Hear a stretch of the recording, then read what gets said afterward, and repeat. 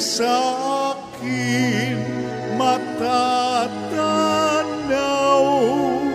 Alleluia, Alleluia.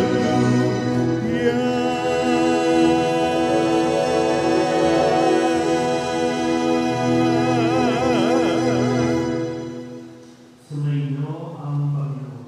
At sumaiyo rin. Ang mabuting balita ng Panginoon ayon kay San Juan. Papuri sa iyo, Panginoon. Noong panahong iyon, sinabi ni Jesus kay Tomas, "Ako ang daan, ang katotohanan, at ang buhay. Walang makapupunta sa Ama kundi sa pamamagitan ko. Kung ako'y kilala ninyo, kilala na rin ninyo ang aking Ama. Mula ngayon ay kilala ninyo siya at inyong nakita." Sinabi sa kanya ni Felipe, "Panginoon, ipakita po ninyo sa amin ang Ama at masisiyahan na kami." Sumagot si Jesus, "Matagal na ninyo akong kasama, Felipe, di yata't hindi mo pa ako nakikilala. Ang nakakita sa akin ay nakakita na sa Ama. Bakit mo sinasabing ipakita mo sa amin ang Ama? Hindi ka ba naniniwalang ako'y sumasa Ama at ang Ama'y sumasa akin? Ang mga salitang sinasabi ko ay hindi ko sinasabi sa ganang aking sarili. Ang Ama na sumasa akin ang gumaganap ng kanyang mga gawain. Maniwala kayo sa akin. Ako'y sumasa Ama at ang Ama'y sumasa akin. Kung ayaw ninyong maniwala sa sinasabi ko, maniwala kayo dahil sa mga gawang ito. Sinasabi ko sa inyo, ang nananalig sa akin ay makagagawa ng mga ginagawa ko at higit pa rito. Sapagkat pupunta na ako sa Ama, at anumang hilingin ninyo sa Ama sa aking pangalan ay gagawin ko, upang maparangalan ng Ama sa pamamagitan ng Anak. Gagawin ko ang anumang hihilingin ninyo sa pangalan ko." Ang mabuting balita ng Panginoon. Pinupuri ka namin, Panginoong Jesucristo. Isang mapagpalang gabi po sa inyong lahat. Ngayon po ay Biyernes, unang Biyernes sa buwan ng Mayo, at ngayon ay ginugunita natin ang kapistahan ni na Apostol San Felipe at si Santiago, dalawa sa 12 pinili ni Jesus na tinawag na mga apostol, mga alagad ni Kristo. Sa ating pong ebanghelyo ngayon ay muli ipinapakilala ni Jesus sa kanyang mga alagad ang kanyang sarili at ang kanyang Ama. Na sinasabi niyang sumasa kanyang Ama. Anuman ang ginagawa ng Ama ay ang kanya ring ginagawa. Anuman ang sinasabi ng Ama ay siya ring sinasabi niya. Kaya ang sabi niya, kung sino man ang nakakakita sa akin ay nakakita na sa Ama. Medyo sa unang bahagi o sa mga simulang karanasan ng mga alagad, medyo hindi pa ito naging malinaw sa kanila. Pero sa kanila pong pang-araw-araw na pamumuhay, sa kanila pong pagsasama, pakikinig, pagsunod kay Kristo, ay mas naging maliwanag at nakita na rin nila ang Ama sa katauhan ni Jesus na anak, na siya namang paulit-ulit niyang ipinapaliwanag sa mga tao. Kung kaya, itong si Felipe at si Santiago o lahat ng mga alagad ay nagpatuloy namang magpahayag ng mabuting balita na si Kristo ay namatay para sa ating kaligtasan at siya'y muling nabuhay para tayo ay kunin din at dalhin doon sa tahanan ng kanyang Ama. Malinaw po ba? So, dahil sa mga gawa ni Jesus, dahil sa kanyang mga itinuturo, mga ipinakita, nakita ng mga alagad ang Diyos Ama kay Jesus na anak ng Ama. Itong mga alagad naman ay dahil sa kanilang pagsunod, pagtalima kay Jesus, ay nadala nila ang imahin ni Jesus doon sa mga bayan, sa mga taong kanilang napupuntahan.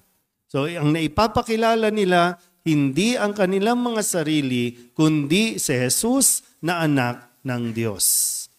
Malinaw pa po ba? Malinaw pa tayo? Uy, malinaw pa. Ngayon, ang tanong, kung paanong sinabi ni Jesus kay Felipe na hindi mo pa ba ako nakikilala? Hindi mo pa ba nakikita ang Ama sa akin? Maraming tao ang nagtatanong, no, sa paligid natin, kahit mismo sa loob ng tahanan, totoo ba si Jesus? Sa inyo po, may mga nagtatanong, totoo ba si Jesus? Lalo na tayo, mga nasa online, mga laman ng simbahan, mga naglilingkod, mga miyembro ng mga ministries and organizations, mga nagsisimba na madalas. Ang tinatanong ng mga tao, totoo ba si Jesus? So, bakit may mga tanong na ganon? Yung tanong na, nagpatanong na totoo ba si Jesus? Tanong na naghahanap talaga ng Jesus. Pwede rin namang yung tanong, totoo ba si Jesus? Kasi nagtataka sila dahil, bakit ganon? Taong simbahan tayo, pero hindi nararamdaman sa atin si Jesus. Bakit ganon? Taong simbahan tayo, pero hindi naaaninag sa atin si Jesus. Ni hindi nga naririnig si Jesus sa atin. Nakukuha ba? Oh. So ngayon, ang hamon sa atin, kailangan natin, nawa, no? Hindi naman natin kailangan ipilit kasi mahirap yung pilit.